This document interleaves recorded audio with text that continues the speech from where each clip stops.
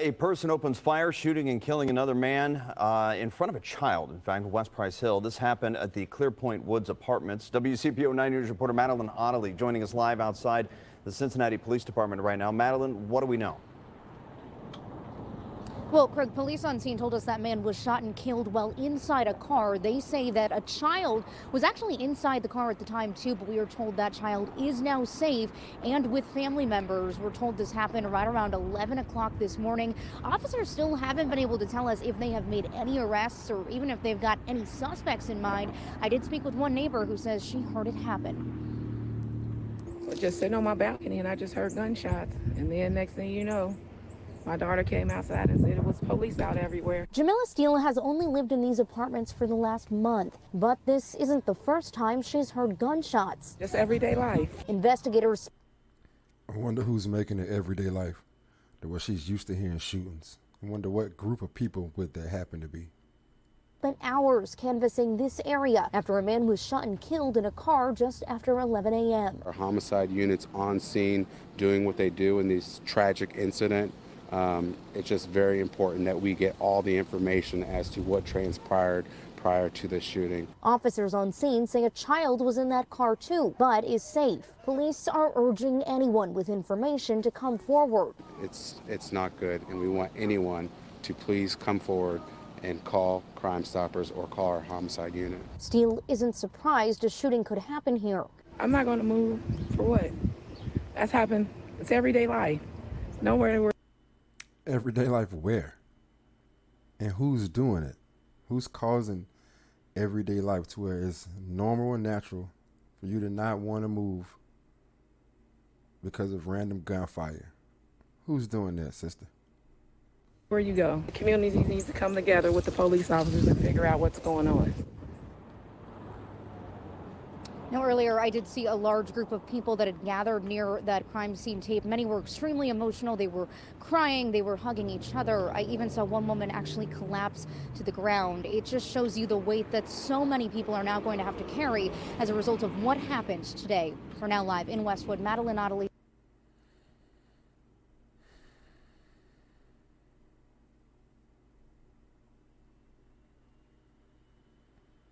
No police around for that?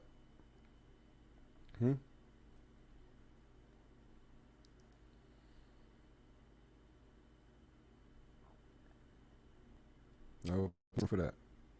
Oh, okay. Of this department, seen as a leader to the younger officers. This traffic stop on I-71 earlier this year. How you doing today? I'm Officer Tyus with the City of Cincinnati Police Department. Is one of the last times Cincinnati police officer Daryl Tyus was allowed to wear his badge and gun. The 15-year veteran is on desk duty amid allegations of stalking his ex-girlfriend. Thursday, he pled guilty to a lesser Desk duty? Why his ass fired? charge, attempt to commit an offense. Grave disappointment. This affidavit says Tyus engaged in a pattern of conduct, causing the victim to believe he'd caused physical harm to her. It says Tyus put a tracking device on the woman's car and used it to monitor her movements for several weeks. Police say he made spare keys to her home without her knowledge, followed her, and damaged.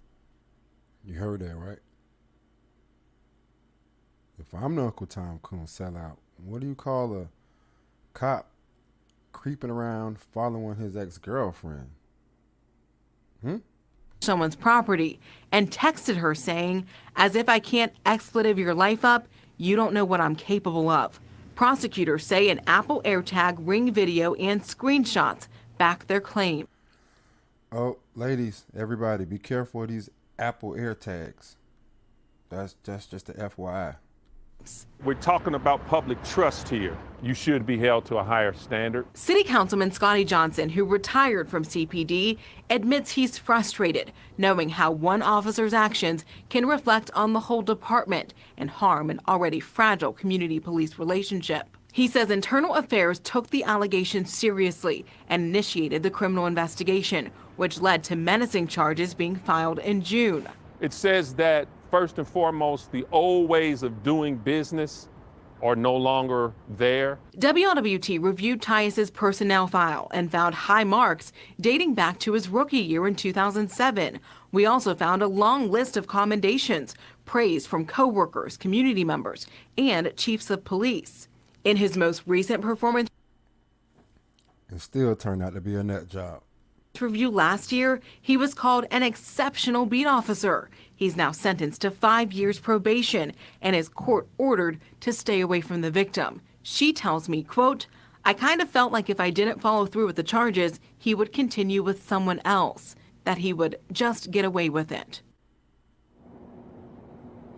And again, Tyus's police powers are suspended. The disciplinary process, though, just in the early stages here. I got a statement tonight from FOP President Dan Hills that says this was an off-duty incident. The officer was on his own time. Everyone must be held accountable. No. He's still a cop. Because if he catch me doing something illegal, he still can pull his gun or he still can make an arrest or something. I don't want to hear that off-duty shit. No. For their actions. As to the department discipline, we always advocate that no one prejudge the facts and that every officer receives the same fair treatment. We're live at District 1 headquarters tonight. Jatera McGee, WLW. Oh, Lord. So now you got to be careful. Got to be careful. You're putting the air tags on your car, following you home. The animal thug is getting real sophisticated. And now, ladies and gentlemen, I found it, okay? I think I found one. I found some real racism for you, okay? I got what y'all been looking for, okay?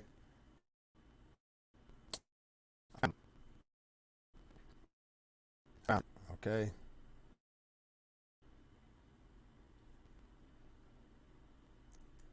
You see it? I'm sick of these black bastards. Let's see what the hell going on now. I think it's fair for people to know that there are different prices at different pharmacies. Every black that I know, you need to find him to start with. He's a snake. Of Columbus County. That's the voice. Ooh, let's take that back. Let's take that back. Every black that I know, you need to find him to start with. He's a snake. Every black that I know, you need to fire him to start with. He's a snake. Now, I wonder what would make him say that. So let's just see what the hell going on. Of Columbus County. That's the voice of Columbus County Sheriff Jody Green. An incredible phone call caught on tape talking about his African-American employees. WECT just obtained a copy of that call, and we have now learned the FBI has opened an investigation into allegations of obstruction of justice at the Columbus County Sheriff's Office. Investigative reporter Ann McAdams has this exclusive story and joins us now with that recording. Ann? Fran, on one end of the phone is current Columbus County Sheriff Jody Green. On the other end is Jason Souls, the man who previously served as interim sheriff while officials settled a dispute over the 2018 election. We should warn you, there is some graphic language in this call. Sheriff Green says, quote, he is sick of these black bastards and that every black he knows needs to be fired. If I had to fire every mother out there, guess what? I'm tired of it. Ooh, he going in. Ooh, okay. All right. No more. No God. That's the voice of Columbus County Sheriff Jody Green. He won his seat by 34 votes in an election that was so highly contested, he'd been temporarily removed from office while officials. Hold on, let's go back. Let's see what he said. Huh? I'm tired of it. Ain't happening no more. If I have to fire every mother sucker out there, guess what? I'm tired of them effing with me. If it ain't happening no more, no goddamn more. Okay?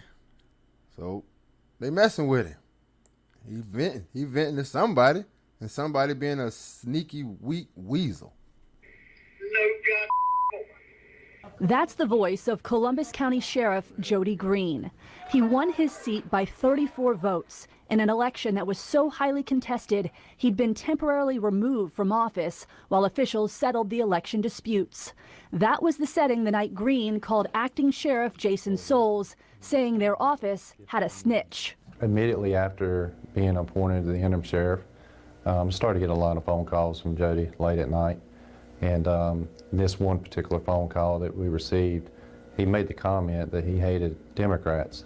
And then he said, So? I take that back. I hate a black Democrat. And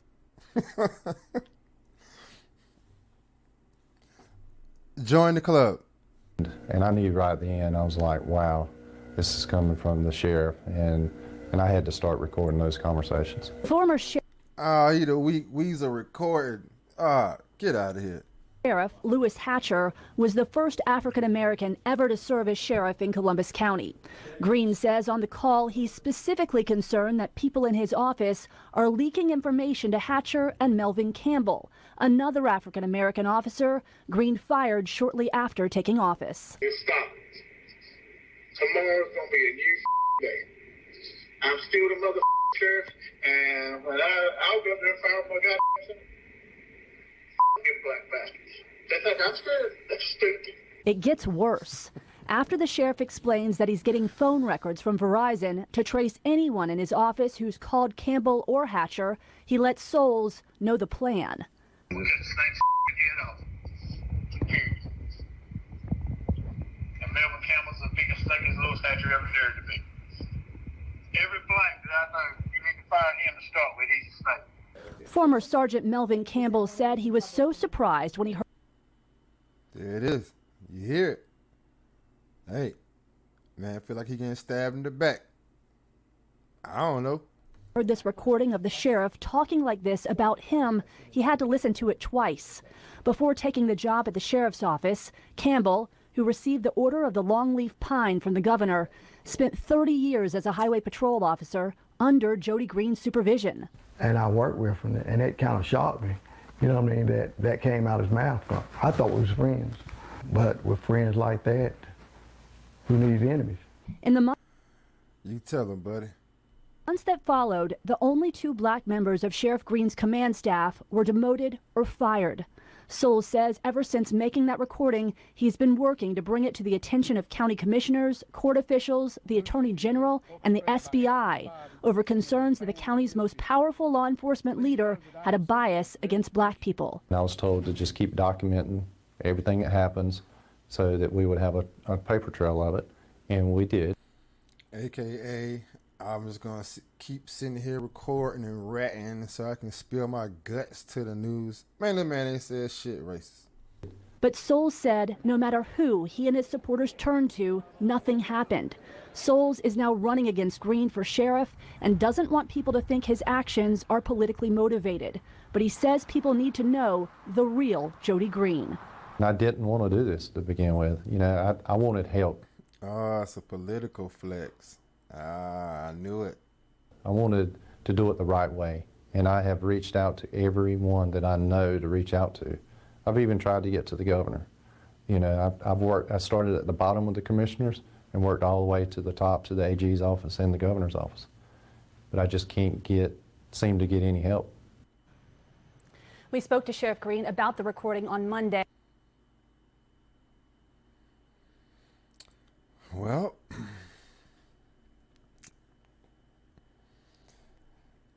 you can't get any help because they know it's a whole crock of crap. That's why. And they know, you know, you're weaseling on in. Nobody wants a weasel around them, okay? I keep trying to tell y'all, man, no, that pandering, fake racism shit you're looking for is done.